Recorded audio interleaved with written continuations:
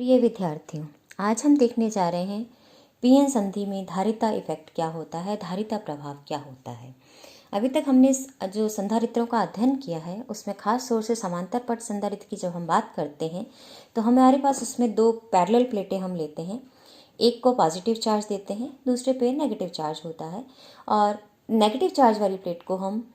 उसकी धारिता बढ़ाने के लिए संधारित्र की हम ग्राउंड कर देते हैं, ग्राउंड से कनेक्ट कर देते हैं ताकि इफेक्टिव आवेश उसको और दिया जा सके। और संधारित्र की प्लेटों के मध्य माध्यम वायु भी हो सकता है और कोई परावैद्युत पदार्थ भी उसमें भरा जा सकता है, लेकिन परावैद्युत पदार्थ की जो विद्युतशीलता है वो नियत रहती है, उसका परावैद्युतांक नियत रहता है।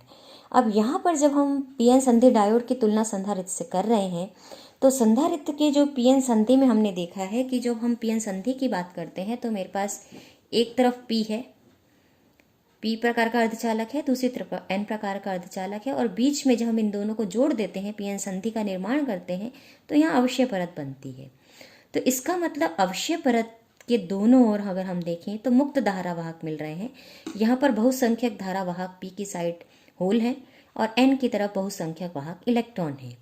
तो यहाँ पर हम इसकी जब पीएन संधि डायोड की संधारित्र से तुलना करते हैं तो आपके पास पी और एन दोनों एक संधारित्र की प्लेटों के समान कार्य करते हैं। जो मुक्त वाहक यहाँ पर एकत्रित हुए हैं, यहाँ पे धनावेश और यहाँ पे ऋणावेश एक तरह से, और जो बीच की अवक्षय परत है वो परावैद्युत माध्यम की तरह काम करती है। लेकिन ये जो परावैद्युत माध्यम है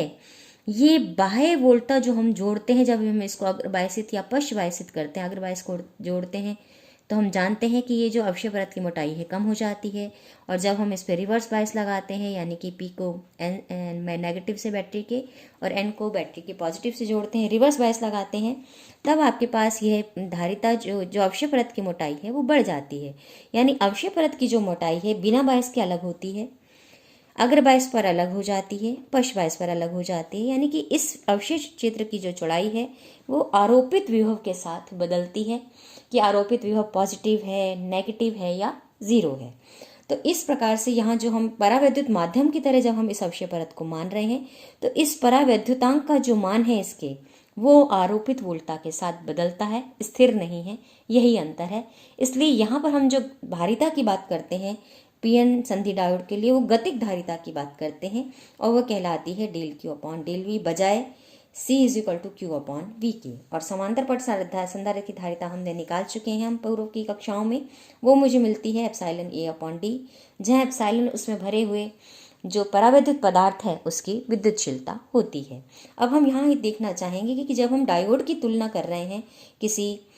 समांतर पट संधारित्र से तो हम ये जानना चाहते हैं कि इसकी धारिता मुझे कितनी मिलेगी। तो अब यहाँ पर चूंकि हम इसको दो प्रकार की बायसिंग देते हैं, अग्र बायस और पश्च बायस, तो अग्र बायस की धारिता और पश्च बायस की धारिता, दो धारिताओं का हम यहाँ पर निकाल सकते हैं। तो अग्र बायस अगर हमने संधि कर रखी है तो जो धारिता है वो कहलाती है विसरण धारिता या संग्रह धारिता, और जब हमने इसको पश्च बायस दी है तो जो धारिता है संधि की वो कहलाती है आकाशीय आवेश या ट्रांजिशन कैपेसिटेंस कहलाती है। और अगर बायस धारिता का मान जब हम निकालने जा रहे हैं यानी कि संग्रह धारिता कहें या डिफ्यूजन कैपेसिटेंस कहें, उसका मान जब हम निकालने जा रहे हैं तो यहाँ पर हम ये देखते हैं कि ये जो धारा होती है अग्र बायस लगाने पर जो धारा बहती है वो आपके पास पी की साइड यहाँ पर होलों का प्रवाह होता है जो वो एन की तरफ चलते हैं और एन से इलेक्ट्रॉनों का प्रवाह होता है पी की और बैटरी के आकर्षण के कारण। तो यहाँ पर एन की साइड आपके पास अल्पसंख्यक वाहकों की धारिता का प्रभाव बढ़ने लगता है और इसी तरह यहाँ पर भी जो कि इलेक्ट्रॉन आते हैं तो यहाँ भी अल्पसंख्यक वाहकों का प्रभाव बढ़ने लगता है। तो इसका मतलब अग्र बायस लगाने के कारण उन आवेशों से यह धारिता उत्पन्न होती है जो संक्रमण क्षेत्र के दोनों ओर अग्र धारा बहने से जमा हो जाते हैं। अब अवशेष क्षेत्र को पास करते समय इस क्षेत्र के दोनों ओर जमा अंत्यक्षेपित अल्पसंख्यक वाहकों के कारण विसरण धारिता का मान होता है। यानी यही बात हम यहाँ पहले स्पष्ट कर रहे थे कि अल्पसंख्यक वाहक यहाँ पर चूंकि पी से होल चलते हैं एन की तरफ, इसलिए या अल्पसंख्यक वाहक हो गए यहाँ पर होल यहाँ आ जाते हैं एन की तरफ और अल्पसंख्यक वाहक इलेक्ट्रॉन पी की तरफ आ जाते हैं।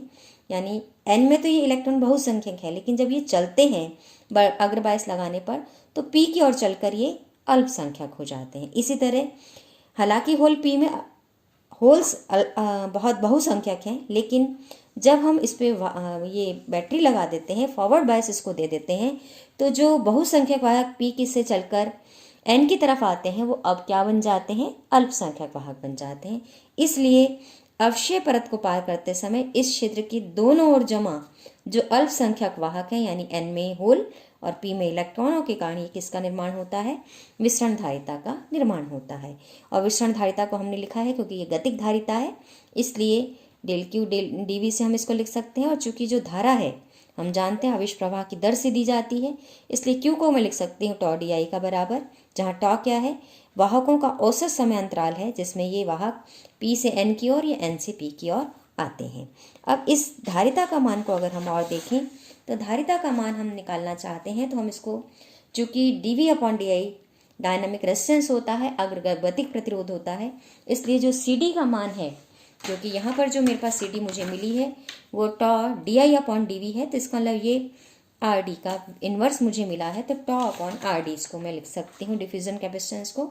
टॉ अपॉन आर डी। और चूंकि जो प्रतिरोध है वो चालकता का व्युत्क्रम होता है और चालकता को मैं जी से दिखा रही हूँ, इसलिए इसको मैं टॉ जी भी लिख सकती हूँ। अब यहाँ पर ये जो विसरण धारिता है दो प्रकार के अल्पसंख्यक वाहकों के कारण है मेरे पास, एक तो पी प्रकार की और दूसरा एन प्रकार की। यहाँ ध्यान रहे पी प्रकार के अल्पसंख्यक कहाँ पे हो जाते हैं, जब हम बैटरी बाहर से जोड़ते हैं तो पी से एन की ओर जो होल चलते हैं वो एन में चलकर अल्पसंख्यक हो जाते हैं। इसी तरह जब हम बायो बैटरी लगाते हैं तो एन से चलकर इलेक्ट्रॉन पी की ओर आ जाते हैं और जो इलेक्ट्रॉन पी में हैं वो क्या बन जाते हैं, अल्पसंख्यक बन जाते हैं। इसलिए इन दोनों के कारण जो धारिता उत्पन्न हुई है उन दोनों का योग करने पर मुझे विसरण धारिता का मान मिल जाता है। अब एक बात मुझे यहाँ ध्यान रखनी है कि विसरण धारिता की अगर मैं लगभग मान की बात करूँ तो जो गतिक प्रतिरोध है, अग्रगतिक प्रतिरोध का मान जो है वो बहुत कम होता है, इसलिए विसरण धारिता का मान क्या हो जाता है, अधिक हो जाता है। और ये अधिक होने पर जो कालांक है वो किसका कालांक, हम जानते हैं कि जब धारिता होती है और प्रतिरोध होता है तो बैटरी जुड़ती है,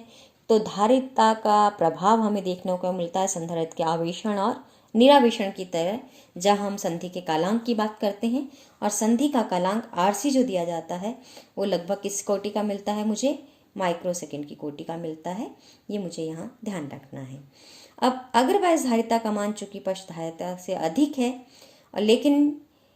अब हम ये देखते हैं कि पश्च बायस में चूंकि मेरे पास जो वोल्टता मैं बढ़ाती हूँ तो पश्च बायस में अवक्षय परत का जो मोटाई है वो बढ़ जाती है। तो अब हम ये जानना चाहते हैं कि पश्च धारिता में किस प्रकार से मुझे धारिता का मान देखने को मिलता है। तो पश्च बायस में हम जानते हैं अवक्षय परत में अल्पसंख्यक वाहक नहीं है और उसी को हम परावैद्युत के तुल्य मानते आ रहे हैं, और वो परावैद्युत अप्लाइड वोल्टेज के साथ जो है वो बार बार बदलता है। अब संधि के दोनों ओर जो है विपरीत धारा वाहकों की जो सांद्रता अधिक होती है वो संधारित्र की प्लेटों के तुल्य है। वो हम पहले स्पष्ट कर चुके हैं कि हम किस प्रकार से संधारित्र के तुल्य एक पीएन संधि को हम मानते हैं। अब धारिता निकालने के लिए, और जिसे हम रिवर्स बायस की जो हम धारिता निकाल रहे हैं इसे हम ट्रांजिशन कैपेसिटेंस कह रहे हैं या स्पेस चार्ज कैपेसिटेंस कह रहे हैं, उसका मान वही डायनामिक रूप में हम निकालेंगे। तो चूंकि I is equal to d q upon d t है, इसी तरह सी टी, तो I का मान मैं रख रही हूँ, तो यहाँ पे डी क्यू डी टी की जगह मुझे क्या मिल जाता है, डी वी डी टी मिल जाता है। क्योंकि यहाँ से अगर मैं डी क्यू का मान निकालूँ तो मुझे साफ दिख रहा है सी टी डी वी है, तो डी क्यू का मान मैंने यहाँ पे सी टी डी वी रख दिया है, तो जो धारा है वो मुझे मिल जाती है C T d V d t के बराबर। तो इसका मतलब यहाँ पर पश्च बायस में एक बात और मुझे इम्पॉर्टेंट मिलती है, वो क्या है कि धारिता इस बात पे निर्भर करती है कि संधि का निर्माण किस तरह से हुआ है। अब संधि का निर्माण किस तरह से हुआ है, इससे मेरा क्या तात्पर्य है कि आपके पास कि यह संधि जो है वो स्टेप ग्रेडेड संधि है या ये जो संधि है आपके पास किस तरह से बनाई गई है। तो सबसे पहले हम देखते हैं ये लीनियर ग्रेडेड है या स्टेप ग्रेडेड है। तो सबसे पहले हम देखते हैं कि स्टेप ग्रेडेड संधि क्या है। तो स्टेप ग्रेडेड संधि में हम क्या करते हैं कि जो निर्माण है वो इस प्रकार से होता है आपके पास कि एक तरफ तो सांद्रता बहुत अधिक है और दूसरी तरफ सांद्रता अशुद्धि घनत्व, यानी कि यहाँ अगर मैं देखूं तो P में अशुद्धि घनत्व बहुत अधिक है यानी डोपिंग अधिक है, जबकि N की डोपिंग कम है। तो जब मैं अवक्षय परत को देखती हूँ तो अवक्षय परत जो है वो पूरी की पूरी लगभग, चूँकि यहाँ पर आपके पास एन में डोपिंग कम की गई है, तो इसलिए जो पूरी की पूरी अवशेष परत है वो लगभग कहाँ चली जाती है, एन की तरफ चली जाती है। और यहाँ पी की तरफ बहुत कम होती है, क्योंकि पी में डोपिंग हमने अधिक की है। इसलिए जो अवशेष परत की मोटाई है वो मैं मान सकती हूँ कि लगभग पूरी की पूरी कहाँ है, हालांकि थोड़ी सी पी में है, लेकिन मैं इसको एन की तुलना में इसको क्या कर सकती हूँ, नेग्लेक्ट कर सकती हूँ। तो यानी अचानक से परिवर्तन होता है संधि, जो घनत्व है, जो आवेश घनत्व है उसमें अचानक से ही परिवर्तन होता है, वो संधि कहलाती है आपके पास स्टेप ग्रेडेड जंक्शन, यानी कि अचानक परिवर्तन युक्त संधि। तो यहाँ अगर सहसा परिवर्तन होते हैं जिसमें आवेश घनत्व के, तो यहाँ अगर हम देखें तो अशुद्धि घनत्व, हालांकि हम जानते हैं कि इसमें Na है, इसमें Nd है, तो सडन चेंज हुआ P से N की ओर, कहाँ पर, संधि पर। इसी तरह आवेश घनत्व भी संधि पर, यहाँ पर हमने ये x=0 क्या दिखाई है, P और N की संधि दिखाई है। तो अशुद्धि भी एकदम से बदल के P से की ओर बदल के किसकी हो जाती है, एक्सेप्टर से बदल के N की ओर आते आते किसकी हो जाती है, डोनर की हो जाती है। यानी अकस्मात परिवर्तन, यहाँ जो भी परिवर्तन हो रहे हैं वो कैसे हैं, संधि पर अकस्मात परिवर्तन है। आवेश घनत्व यहाँ पर P में बहुत अधिक है और N में बहुत कम है, इसलिए संधि की चौड़ाई यहाँ कम है और यहाँ पे संधि की चौड़ाई बहुत ज़्यादा है। ये जो संधि की चौड़ाई हमने दिखाई है, अवशेष परत की मोटाई, ये D हम देख रहे हैं P में बहुत कम है और N की साइड बहुत ज़्यादा है। अब विद्युत क्षेत्र अगर हम दिखाते हैं तो विद्युत क्षेत्र भी आप देख रहे हैं कि सडन चेंज हो रहा है P से N की ओर जाने पर। इसी तरह विभव भी अगर हम देखें तो विभव भी सडन चेंज हो जाता है, पहले लगभग 0 के बराबर है और सडन चेंज होकर क्या बन जाता है, ये जो आपके पास N में विद्युत विभव है उसको ये ले लेता है। तो इसका मतलब स्टेप ग्रेडेड जंक्शन में दूरी के साथ संधि पर अचानक से परिवर्तन होते हैं आवेश घनत्व के, अशुद्धि घनत्व के, विद्युत क्षेत्र के। तो इन सब आधार पर हम निकालना चाहेंगे कि स्टेप ग्रेडेड जंक्शन के लिए मैं CT का मान कैसे निकालूंगी। और CT का मान निकालने के लिए मुझे एक्चुअली क्या चाहिए कि जो हम देख चुके हैं ये गतिक धारिता है, तो dq/dV आवेश का विभव के साथ किस प्रकार से परिवर्तन है वो मुझे क्या देगा, धारिता का मान देगा। तो अब पश्च बायस के लिए मैं धारिता का मान निकालने जा रही हूँ, किस जंक्शन के लिए, स्टेप ग्रेडेड जंक्शन के लिए, सहसा परिवर्तन युक्त संधि के लिए। जैसे हम क्या नाम देते हैं इस धारिता को, ट्रांजिशन कैपेसिटेंस में नाम देती हूँ। तो यहाँ पर इस संधि का कुल आवेश एक्चुअली क्या होना चाहिए, 0। क्यों, अवशेष परत पे कुल आवेश हम जानते हैं जितने धनावेश होते हैं उतने ही ऋणावेश होते हैं, इसलिए ये मान क्या होना चाहिए कुल आवेश का, संधि पर 0 होना चाहिए। और संधि के एकांक क्षेत्रफल के लिए अगर मैं देखूं तो ये आवेश दिया कैसे जाएगा, ENA/dP के द्वारा, या दूसरी तरफ मैं कहूँ तो END/dN के द्वारा। यहाँ dP क्या है, अवशेष परत की चौड़ाई है P क्षेत्र में, dN क्या है, अवशेष परत की चौड़ाई है N क्षेत्र में, यानी कि यहाँ पर ऋणावेश और यहाँ पे कौन से होंगे आवेश, धनायन। यहाँ पे ऋणायन, यहाँ पर धनायन, जो कि आवेश दोनों उदासीन हो जाता है अवशेष परत, इसलिए जितना धनावेश है यहाँ पर उतना ही यहाँ पर कितना होना चाहिए, ऋणावेश। ऋणावेश = धनावेश। तो यहाँ पर ये ऋणावेश का मान हम धनावेश के बराबर करने जा रहे हैं। और जो एक्सेप्टर आयन है वो इलेक्ट्रॉनों को ग्रहण कर लेते हैं, जो एक्सेप्टर आइटम्स हैं वो इलेक्ट्रॉनों को ग्रहण करके क्या बन जाते हैं, ऋणावेशित बन जाते हैं। इसी तरह डोनर अपना इलेक्ट्रॉन दे के क्या बन जाते हैं, धनावेशित बन जाते हैं। तो यहाँ पर ये है उनकी अवशेष परत की चौड़ाइयाँ, ND है जो घनत्व है, जो हमने मिलाई है इम्प्योरिटी वो घनत्व है, और E है आवेश। तो इस तरह से हमें क्या मिल जाता है, संधि के एकांक क्षेत्रफल को अगर मैंने माना तो एकांक क्षेत्र के लिए ये हो गया ऋणावेश और ये एकांक क्षेत्र के लिए धनावेश। और चूंकि संधि उदासीन है ये दोनों आवेश क्या हो जाएंगे, ऋणावेश का मान धनावेश के बराबर हो जाएगा। तो अब यहाँ पर हम लगाते हैं अब पाइसन समीकरण, क्योंकि ये आवेश रहित क्षेत्र नहीं है अवशेष परत, अब इसमें आवेश युक्त ये क्षेत्र है, इसलिए पाइसन समीकरण को जब मैं यूज़ करती हूँ तो d2, अब क्योंकि मैं केवल x दिशा में परिवर्तन की बात कर रही हूँ इसलिए d2Vx dx² - ρ/ε, यानी विभव का परिवर्तन दूरी के साथ डबल डेरिवेटिव जब हम निकाल रहे हैं तो वो आवेश घनत्व अपॉन एप्सिलॉन है, किसकी विद्युतशीलता, अर्धचालक की जो निरपेक्ष विद्युतशीलता है उसका मान यहाँ हम निकाल रहे हैं, जो कि आरोपित विभव के साथ बदलेगा। और ये मान किसके बराबर हो जाएगा, तो रो का मान मैं रख देती हूँ, तो रो का मान मुझे मिल जाएगा -E क्योंकि आपके पास आवेश घनत्व है तो यहाँ पर E/ND इसके, क्योंकि आवेश बटे आयतन, और ND है आवेश जो है डोनर इम्प्योरिटीज़ की आवेश घनत्व है, इसलिए END का मान मैंने यहाँ रख दिया है। रो क्योंकि आवेश घनत्व है तो आवेश बटे आयतन की तरह END हो गया है। अब यहाँ पर ये हमने मान लिया लगभग, इसको नगण्य मान ली दूरी को, तो पूरी की पूरी जो अवक्षय परत है वो मैंने कहाँ मानी है, n की तरफ मानी है। तो यहाँ पर आपके पास जब विद्युत क्षेत्र रेखाएं धनायनों से चढ़कर कहाँ पर समाप्त होती हैं, ऋणायनों पर समाप्त होती हैं, इसलिए विद्युत क्षेत्र का मान dV/dx का मान क्या हो जाएगा, 0 हो जाएगा। दाईं ओर 0 हो गया, इसलिए Ax = -dV/dx का मान क्या हो जाएगा, 0 हो जाएगा। तो अगर यहाँ से अगर मैं निकालूँ तो dV/dx का मान क्या आ रहा है, इससे अगर मैं इसको इंटीग्रेट कर दूँ एक बार, तो इंटीग्रेट करते ही ये बन जाएगा dV/dx, और यहाँ इंटीग्रेट करूँगी तो -END/x प्लस सम कांस्टेंट। क्यों? क्योंकि हमने इनडेफिनेट इंटीग्रल किया है, अनिर्धारित इंटीग्रल किया है, इसलिए K1 यहाँ मैंने कांस्टेंट जोड़ा है, और K1 का मान मैं अपनी बाउंड्री कंडीशन से निकाल सकती हूँ, और बाउंड्री कंडीशन क्या है कि x = d पर dV/dx का मान क्या है, 0 है। इसलिए K1 का मान मुझे इस समीकरण से मिल जाता है END/nd/ε। तो Ex का मान मुझे यहाँ से मिल गया, dV/dx = यहाँ रखने पर मुझे क्या मिल जाता है, K1 का मान END/ε कॉमन x - d। अब इस समीकरण को मैं पुनः इंटीग्रेट करती हूँ, तो इसको इंटीग्रेट करती हूँ तो Vx, यहाँ इसको, ये तो कांस्टेंट है बाहर आ जाएगा, इसको इंटीग्रेट करूँगी x²/2, इसको इंटीग्रेट करूँगी तो d × x और प्लस सम कांस्टेंट, क्योंकि इनडेफिनेट इंटीग्रल है। तो पुनः इस कांस्टेंट का मान हम बाउंड्री कंडीशन से निकालेंगे, और वो क्या है कि s = 0 पर Vx = 0 हो जाता है। और dp को हम लगभग क्या मानते हुए चल रहे हैं, 0, क्योंकि पूरी अवक्षय परत को हम कहाँ मान रहे हैं, n टाइप में मान रहे हैं। इसलिए अब मैं इसका मान निकालती हूँ, तो K2 का मान मुझे क्या मिल जाता है, 0 मिल जाता है, जिससे मुझे Vx का मान मिल जाता है -END/ε x²/2 -xd। और x = dn या d जिसको हमने कह दिया है, वो उस पर मान पोटेंशियल का कितना मान लिया, जंक्शन पोटेंशियल के बराबर। और जंक्शन पोटेंशियल अग्रबायस में अग्रबायस की अगर मैं बात करूँ तो V - VB होगा, और पश्चबायस की बात करूँ तो इसको V + VB में कर सकती हूँ।